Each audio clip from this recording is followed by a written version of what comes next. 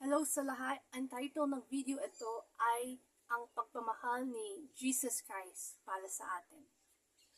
So, sabi ni Father God, i-share ko itong message tungkol sa pagmamahal ni Jesus Christ para sa atin.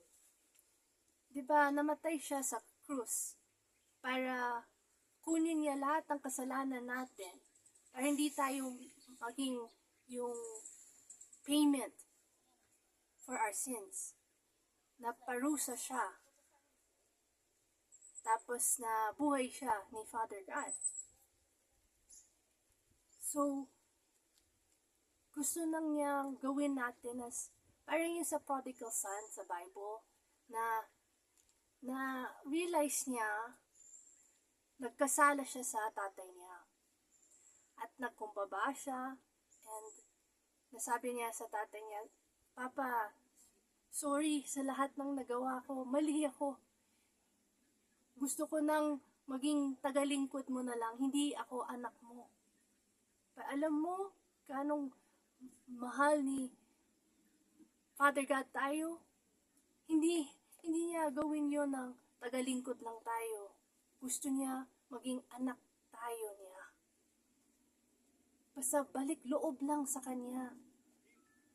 Hingi tayong lakas loob kay Jesus Christ at magsisi sa lahat ng kasalanan natin. Yun lang.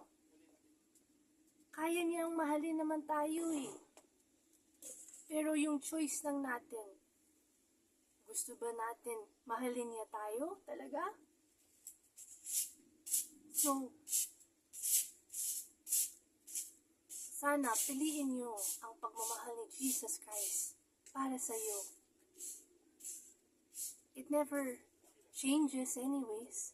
His love for you lasts forever. Even though na you run away from Him, He still loves you. Even though masamang loob mo sa Kanya, mahal ka pa rin niya. Naghihintay lang siya sa iyo. Balik loob sa Kanya. Ganun ang that God loves you so much. That's unconditional love. That's the perfect love.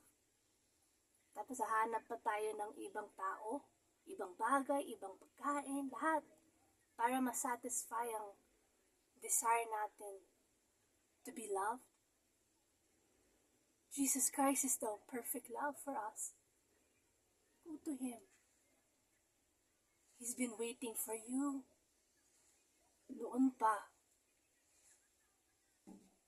He'll never change His mind. Hindi parang tao na mahalin ka bukas or mamaya, tapos bukas iba ang emotions niya. Hindi. Very patient si Jesus Christ sa iyo. Gusto niya kasama mo siya forever sa langit. Basta gawin mo ang kalooban ng Diyos at magsisi sa lahat ng kasalanan mo. And tutulungan niya ikaw gawin yun. Basta piliin mo siya. Pero we always have a choice in life, diba? Yung pagmamahal niya para sa atin, it's not forcing. Hindi parang, you know when mga lalaki, gusto nila magligaw sa babae. And kung talagang gustong-gusto nila, they run after that babae. Jesus Christ, He does.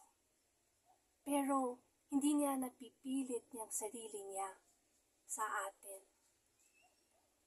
Kung ayaw natin sa Kanya, ihintay lang siya. He'll give us time. Pero, understand this. Yung oras natin sa mundo, mauubos din yan. At kailangan natin gawin na ang tama. Piliin natin siya. Kasi hindi mo alam kailan ka mamatay. Pwede na yon, patapos tong panood mo ng video, bukas, next year. Ready ka ba? Kilala ka ba ni Jesus Christ? Kasi kung hindi niya kilala ka, hindi ka papasok sa langit. Kung hindi mo nagawa ang kalooban ng Diyos, hindi ka papasok sa langit.